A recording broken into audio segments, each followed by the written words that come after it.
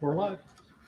Hello, thanks for joining in again today. We're delighted to have you. As you know, we've moved from live at 5 to live at 10, and that's one change. And the other change is my better two-thirds, not better half, two-thirds is teaching her own class, at least for a season, is not going to be with me, but we're really hoping that somewhere down the road, because it's a whole lot more pleasant screen to look at when she's on it rather than just me.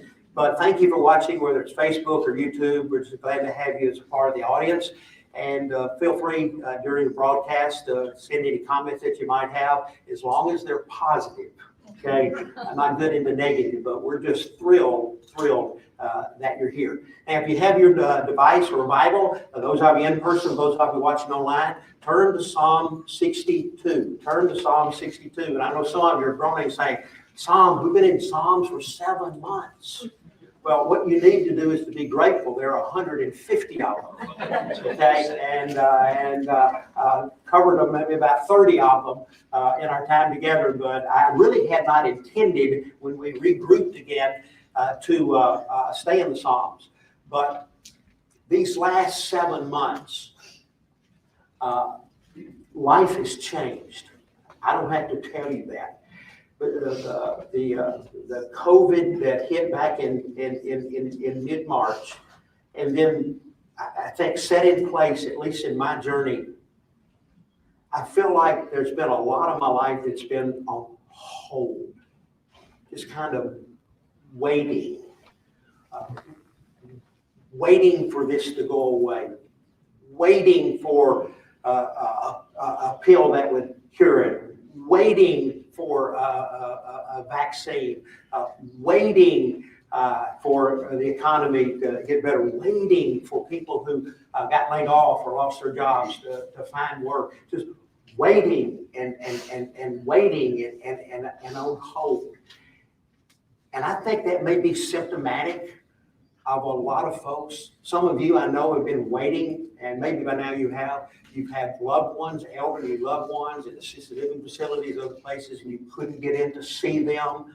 I mean, we kind of all have been a little bit on hold. Well, I think that pictures, I call this America's prayer. Lord, give me patience. And I need it right now. I need it immediately. I need it right now. Our lives, and this is probably more of a personal testimony, but knowing many of you as I do, it's also true of you. Our lives are marked by speed, impatience, noise, activity, and panic. Okay, and I could throw in more adjectives. Part of that is because we've become so accustomed and so spoiled by the instant world we live in. Everything is at our fingertips. Everything. And then when we lose that capability, especially in terms of relationships and working some of the normalcies of life, it really makes us anxious. I have always been plagued with the hurry disease. Hurry. Patience is a fruit of the Spirit, one that is not abounding in my journey. And that's true for some of you as well. So today, I have a 4-letter word for you, but more for me. Wait.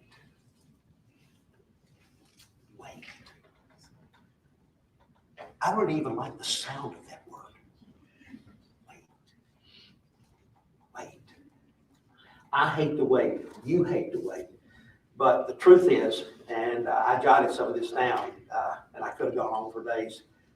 The truth of it is, we spend a lot of our life waiting.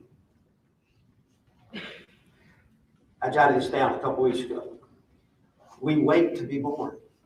I mean, before we ever exit the womb, we're waiting. We wait to have siblings. We wait to go to school, whether it's kindergarten, preschool, elementary, middle school, upper school. We wait. We wait to get a driver's license. We wait to get our first car. We wait to graduate from something. We wait to go to college. We wait 4 to 5 to 6 to 7 to 8 to 9, 10 years to get a degree. We wait to get our first job. We wait to get our first home. We wait to get our first spouse. It may not be the final one. We wait to have kids. We wait for promotion in the job in order to buy more. We wait for the kids that we had to do what we've just done, and that's to go to school, to graduate, and to find someone and to marry. We wait to become grandparents. We wait to retire. None of that includes the amount of waiting for doctors in their offices, for medical tests and results to come back in from scans and tests, to wait in traffic, to wait in checkout lines at grocery stores and Sam's and Costco, to wait for pandemics to end, and wait for a national election, bless God, to be over. And then we wait to die. We wait. And that's just some of what we wait. You would think with that much waiting in life, we'd be pretty good at it. But we struggle. Many of us do, like I do. We struggle at it. I think it's one of the hardest assignments in life. And I'll deal with later that and what's convicting and challenging and disappointing is that to have walked with Christ all these years, been a pastor all of these years, moving into a new season of life and realizing that the answer to wait is simply to pray and trust. And to admit that you don't do that well is very convicting. Very convicting. I share that because, I think it's helpful to be transparent, and I think it also gives you a sense that I understand that some of you go through this just like I'm going through this. So this is a lesson that if anybody needs to hear, I need to hear it. God's way is to pray into us, and our way is to take things into our own hands and to charge ahead. And to charge ahead. And that never seems to end well. Waiting is normal, not the exception. I need to put that on a card. I need to put that on the inside of my contacts so I can read it every day. This is the normal part of life, even the Christian life. None of us arrived the moment we said yes to Jesus. We've been on a struggling journey ever since. And we won't arrive in this life. You can't rush it. And being impatient will create pain. So I've called today's lesson in Psalm 62, wonderful. Now that's in italics, wonderful, wonderful waiting. You know what those two words are that are really in contradiction but put together? It's called an oxymoron. Okay? An oxymoron. Let me give you a couple. Jumbo shrimp. Deafening silence. Act naturally. Those are apparent contradictions, but yet we use them all the time. All the time. It's called an oxymoron because moron means mind. It really is a reference that you kind of lost your mind when you speak and you think that way. So what I want to do is I want to get you to look at Psalm 62. And honestly, back in, I think, March, maybe April, we looked at Psalm 62 from a totally different direction than we're looking at it today. And so let me quickly, let me read it. For God alone, notice the emphasis here several times, I think 6 times. For God alone, my soul waits in silence. From him comes my salvation. He alone is my rock and my salvation, my fortress. I shall not be greatly shaken. How long will all of you attack a man to batter him? And I think David is basically referring, God, how much longer are you going to pick on me and make life difficult for me? Like a leaning wall, like a tottering fence. They only plan to thrust him down from his high position. They take pleasure in falsehood. They bless with their mouth, but inwardly they curse. For God alone, verse 5, my soul, oh my soul, wait in silence, for my hope is from him. He alone, or he only, is my rock and my salvation, my fortress. A second time, I shall not be shaken. On God rests my salvation and my glory. My mighty rock, my refuge is God. Trust in him, the inference alone, only, at all times, O people. Pour out your heart before him. God is a refuge for us.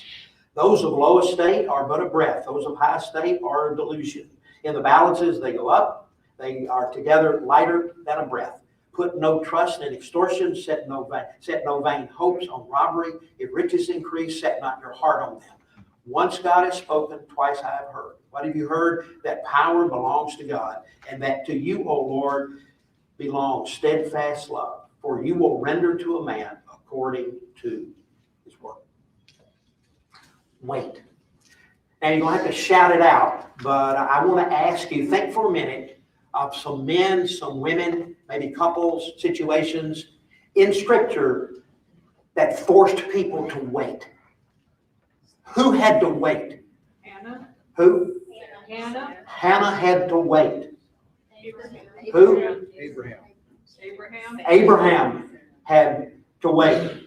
75 years he waited. God gave him a promise, and he waited 75 years. Took matters in his own hand. Had Ishmael. Okay, waited another 25 years, and had Isaac. And there's not been peace in the Middle East since. Okay, he had to wait. Who else? Noah. Noah. Moses. And Moses had to wait 40 years in the wilderness because of his disobedience to God. Okay, the Hebrew children, they had to wait 400 years to get out of slavery. Who else had to wait? Jacob had to wait. Okay, he had to wait 7 years and married the wrong woman. Had to wait 7 more to get it right. Who else? Joseph had to wait, enslaved, imprisoned, mistreated by his brothers, mistreated by Potiphar, mistreated, but he had to wait. He had to wait. Who else? Joseph marrying Mary. Who? Joseph marrying Mary. Joseph married. Mary had to wait. Yeah. The angel gave her a message, and she had to wait for that to come true. Who else? Paul had to wait. The disciples waiting for Pentecost. Had to wait. In Acts 1:4, disciples waited for the coming and the indwelling of the Holy Spirit. Did Jesus wait? Yes. Yeah. He had to wait to, as it were, leave the throne and to come to earth. Then he had to wait for the cross. He had to wait 3 days for resurrection. And he had to wait for his ascension. And he had to wait for us either to go to him in death or for him to come to us in life. But he waits. We wait. I mean, why would we think we would be any exception to these men and women who waited? Who waited. And the whole time God was at work. In Matthew 11:6, I think I probably shared this before. It's probably the most plausible reason in my journey why we struggle to wait, why I struggle to wait. This is in the context of what's going on in the life of John the Baptist, who's been in prison, wants to know if Jesus is the real Messiah. As he wasted his time and his message and his life and ended up in prison because Jesus is not who he says he is. And then with that background, in Matthew 11:6, Jesus says, and blessed, it's almost like this is a missing beatitude. Blessed is he who takes no offense in me. You know what that means? Jesus said, blessed are those who will let me run their life as I see fit. That's what that means. Blessed are those who will let me call the shots, give the direction. And why do I get impatient? Why do I struggle with waiting? Because where I get impatient and where I struggle to wait are areas where I want God to do something now, or I want God to do something in a certain way, and He doesn't meet the timing, and He doesn't do the what, and I get impatient, and I get upset.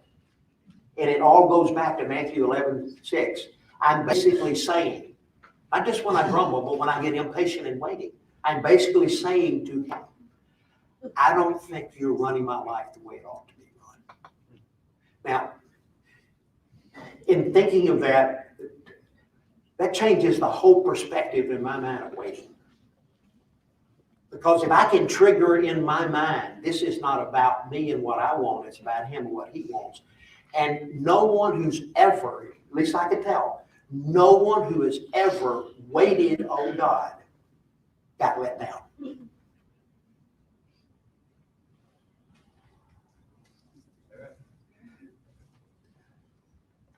So it should get easier, okay? Again, I've waited a long time for it to get easier, okay? So, but hopefully, it'll take place moving forward. But let's look at Psalm 62, and let me just kind of unpack pretty good list of things here. The first thing I want to look at in these opening verses is, what do you do? What do you do as you wait? Okay, and you'll see an outline on the PowerPoint behind me. Wait for God to direct your steps. Wait for God to direct your steps. Because anyone else may disappoint you. That doesn't mean we don't seek wisdom. It doesn't mean that we don't ask others to have input into our journeys. God can use them to speak to us. I know that. But be sure that it's God speaking through them. 6 times in these verses that I read earlier, if there's a common theme, it's it. God alone. Wait for God alone. My life has been riddled, as is true for some of you. My life has been riddled. Thankfully, none of those were life-threatening, life-altering decisions of me making mistakes because I got ahead of God.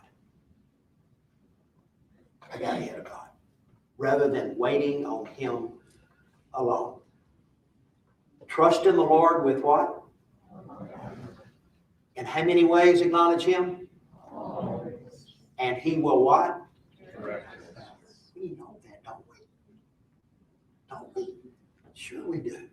The steps of a man or a woman of God are ordered, laid out by the Lord. So trust Him. Trust in Him. What to do? Trust God to meet your needs in the meantime. I'm amazed at the different descriptive terms in the text that are used to describe the sufficiency of God while we wait. He is my salvation. He is my rock. He is my fortress. And that's just a few. I'll get into more of them in just a minute. Trust Him to meet your needs. And then next, trust and pray for God to answer in His timing. Abraham and Sarah, they got the what, but they didn't want to wait.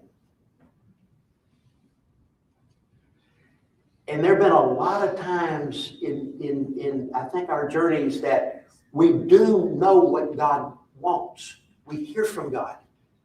Speak to us in His Word, through a sermon, through a friend, Holy Spirit. We hear from God. But the what is not always matched with the when. And if we're not careful, we mess up the what because we're not willing to wait for His when. And that can mess everything up.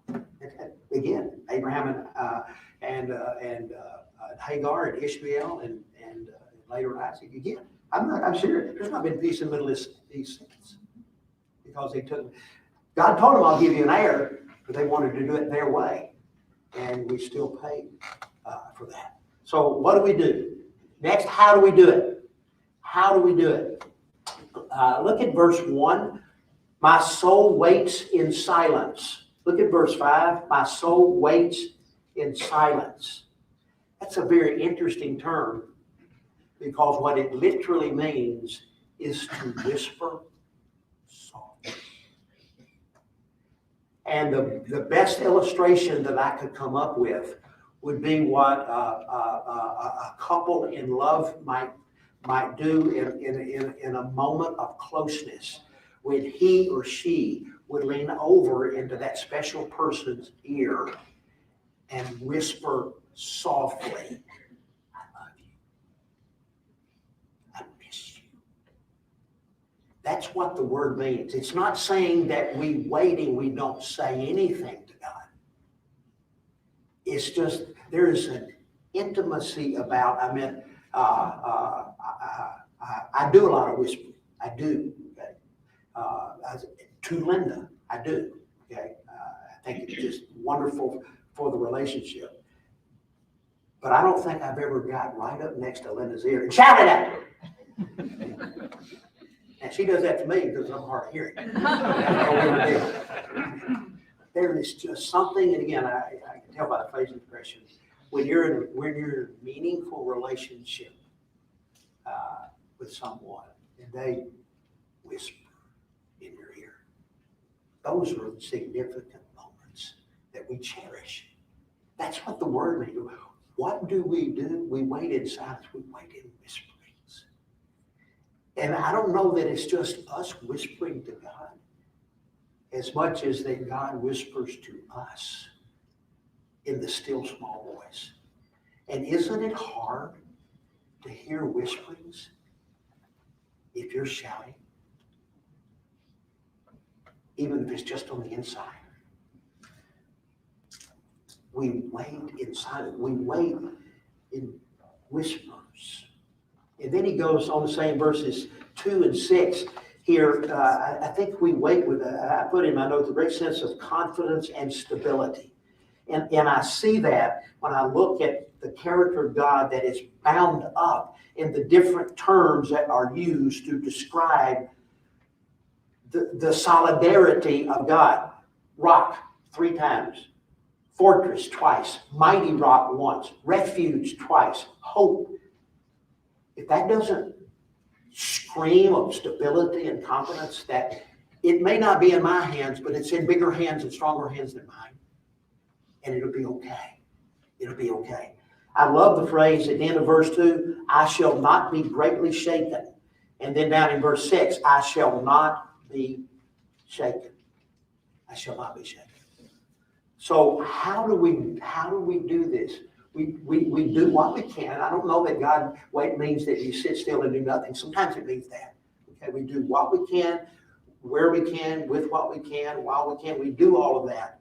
But there's an element of patience and trust in the meantime, I guess you could say. Not easy, but critically important. Next, why does God make us wait? Any thoughts? Why does God make us wait? Is that because He wants to frustrate us? Punish us? I hate it when the heavens seem as brass and silent. Why does God make us wait? Obedience. He knows what's best for us. Build character, know what's best for us. Any other thoughts? Learn to trust Him. To learn to trust Him. Wants us to trust Him, to build and to grow that trust. Absolutely. Obedience, to be obedient to Him. I'm sorry? Obedience. Obedience, to develop obedience in us, okay? Sometimes it may get easier to obey over time, or maybe we disobey and then we get right in the meantime. He's working all things for our good, and so He goes behind the scenes. All things for good. All things for good. All It's even things. not so good things, bad things, maybe even evil things. But he's got his hands in the pot and making all of those ingredients that make such a wonderful cake. But some of them, in and of themselves, taste horrible. Okay, but when they get mixed together, okay, chocolate cake's pretty good at the end. Pretty good. Along with that, building character in us. Building character, that's exactly, I think that may be one of the most important things, because character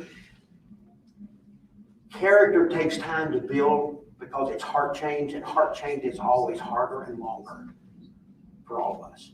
Great thought, great thought. Here's some of the benefits that I just see in the text from waiting. Why does God have us wait? for deliverance, salvation. In that I see freedom. For our own security as a rock and a fortress. To help us to find hope. To bring greater glory to Him, and to some degree, according to the text, glory to us, to ourselves. And to be a protector and a shield and a refuge. All of those are just some of the reasons why God said the blessings of this way. I'll do these things in your life. But that's not all. That's not all. Here are some really, really good reasons. And you've hit on most of these, so I don't have to spend much time. The more we wait, the more our motives are purified. God has a way of working through. Sometimes we want things for the wrong reasons. And God has to work through those motives. Sometimes it's to build patience, which is built on trust. Patience. Sometimes it's to rearrange our priorities. Sometimes it's, and you said this, it's to test our faith in the sense of proving the genuineness of it. Okay, and because we have more to learn. You said at least twice, to transform our character, strengthen, mold, to shape. Those who wait upon the Lord shall renew their strength. Isaiah 40:31, He strengthens us.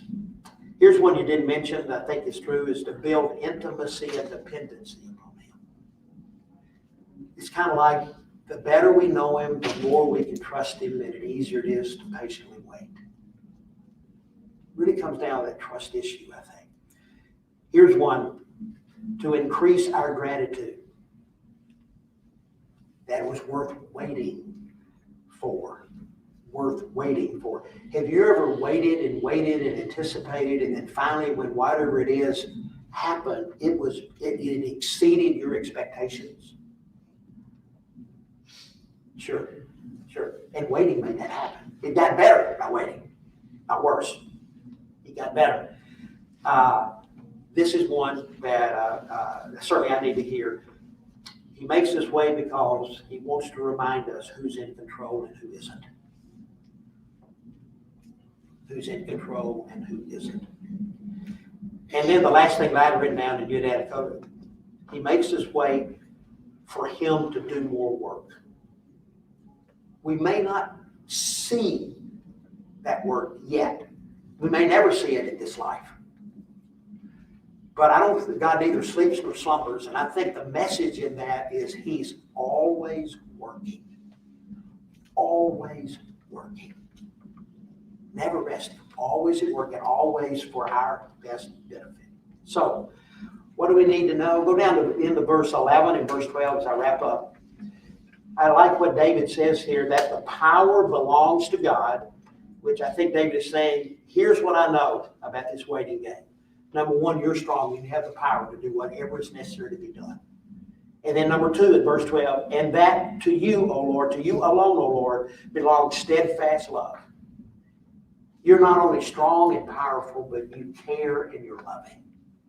And if you can hang on to those two things, it makes waiting easier. I don't know that for me it'll ever be easy, but knowing that He cares, He knows, He loves me, and that at the same time, whatever needs to be done, He has the power to do that if it's part of His plan, part of His purpose. So just kind of sit back and wait. So today, you may be waiting. We had the longest 45 minutes. I shared this with Tom and Barbie. We thought that he had 7 of the symptoms. We thought our 10-year-old grandson had COVID.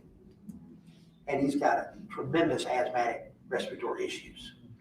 And so Stephanie called a state of panic.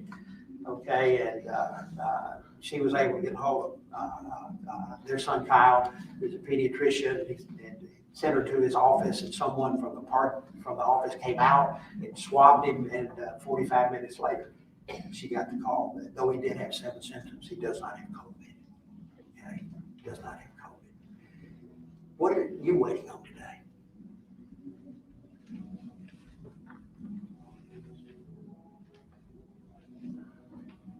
We shouldn't panic. We shouldn't take matters in our own hands. We shouldn't forge out ahead of God. We can do it our way, which is that way we can wait and trust. It's not easy. It's certainly not easy for people like me. But as I said to begin, Jesus is waiting. He's waiting for us to come to him in faith. Many of us did that years ago. Could it be that he's waiting for you and me to surrender more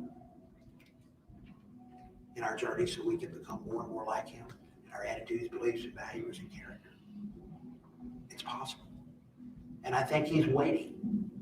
He's waiting for us to go to him, or he's waiting to return to us. I'm not sure. But I figure if the only perfect one who has ever lived, that waiting was a vital part of his own journey, even in heaven, then why would I expect it be any less a vital part of my journey and your journey today? Hey, I want to thank you for watching. Pray it's been a blessing, and I hope that you'll share it with others. And it's been a valuable lesson for all of us. This business of wonderful waiting. It may not seem wonderful, but if we hear what God has to say through his servant David, we'll know that it really can be. We'll patiently wait and trust in him. God bless.